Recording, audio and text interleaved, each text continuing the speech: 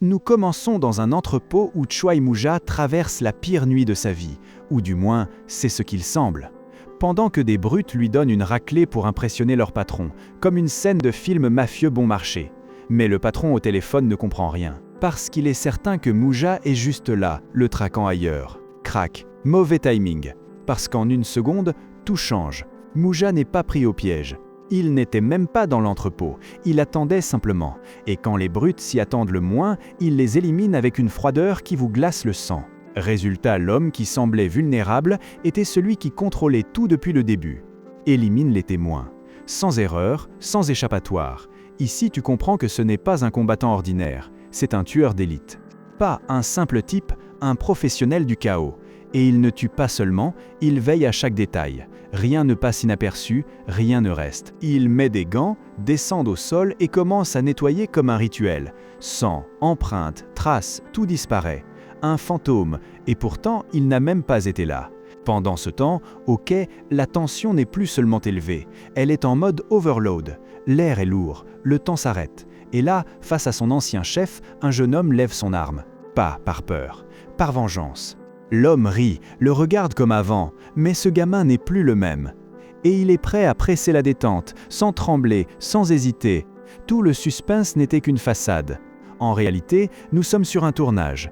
Kang Da-hyuk, l'acteur, est un désastre dans les rôles dramatiques.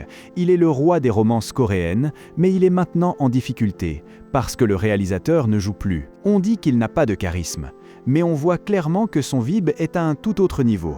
En cherchant un signe, il voit Moo-ja passer dans la rue et… Merde, son look n'était pas du tout au hasard.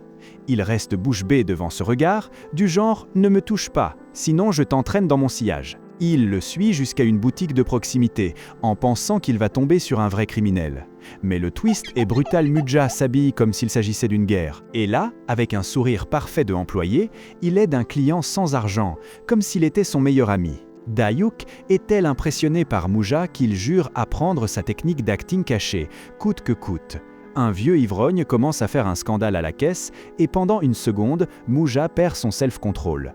Comme s'il avait appuyé sur un bouton. Il imagine l'éliminer d'un coup avec une précision chirurgicale à la nuque, mais s'oblige à garder son sourire de employé parfait, au cas où. Juste au moment où tout devient gênant, Da-hyuk arrive comme une lumière et règle la note, sauvant la situation. L'acteur profite du geste pour lui offrir un café et lui lance la proposition qui le laisse bouche bée. Il veut qu'elle devienne son maître d'acteur. Et bon, un tueur professionnel ayant 14 ans d'expérience reste tellement décontenancé qu'il rougit même pour un compliment comme celui-là. Moo-ja ne comprend rien, mais ses mains tremblent plus que lors de n'importe quelle mission suicide qu'il a jamais menée. Et ce n'est pas à cause de la peur. C'est parce qu'une chose étrange est en train de se produire. Da-hyuk partit brutalement à cause d'un appel du manager et bien sûr, laissait sa carte de crédit oubliée. Et voilà, l'assassin avait désormais l'excuse parfaite pour que le malentendu devienne un désastre total. L'odeur du parfum le perturba tellement qu'il… Moo-ja plonge tout entier dans des souvenirs de son premier baiser, une mission ancienne dont il n'avait même plus souvenir. Inutile de dire qu'il se met à imaginer des scènes d'amour qui n'ont jamais eu lieu, du genre « et si ?» franchement gênantes. À 34 ans, c'est la première fois qu'il ressent quelque chose qui le déstabilise complètement.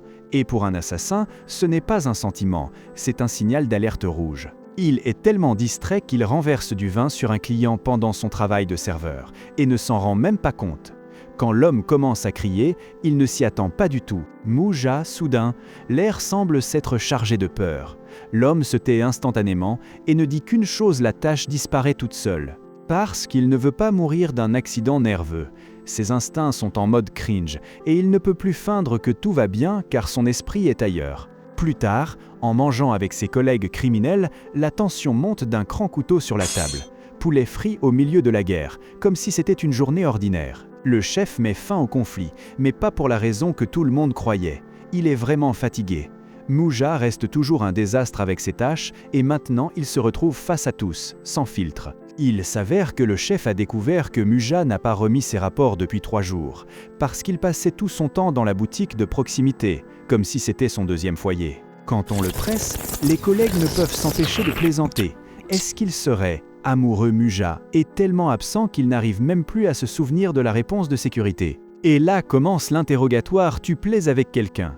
Tu es amoureux? Ouais, clairement, tu t'es planté dans la boutique à regarder un mec. Plus rien ne t'intéresse quand il essaie d'expliquer qui est ce mec, il le fait avec une froideur si extrême que ça donne mal au cœur. Comme s'il décrivait une cible, pas quelqu'un qu'il aime.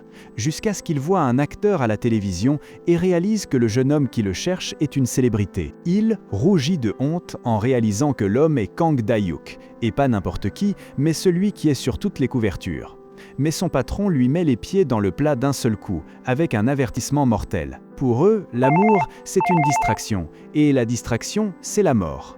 Alors il lui ordonne de l'oublier, convaincu que s'il ne se revoit pas, l'intérêt s'éteindra tout seul.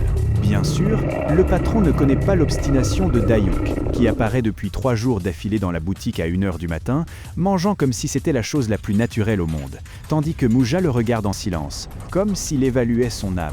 Il le compare à un phoque léopard tendre au départ, mais avec un instinct de chasse qui ne pardonne pas. Il a l'air d'un jouet, mais derrière cette apparence douce se cache un prédateur qui a déjà ruiné sa tranquillité.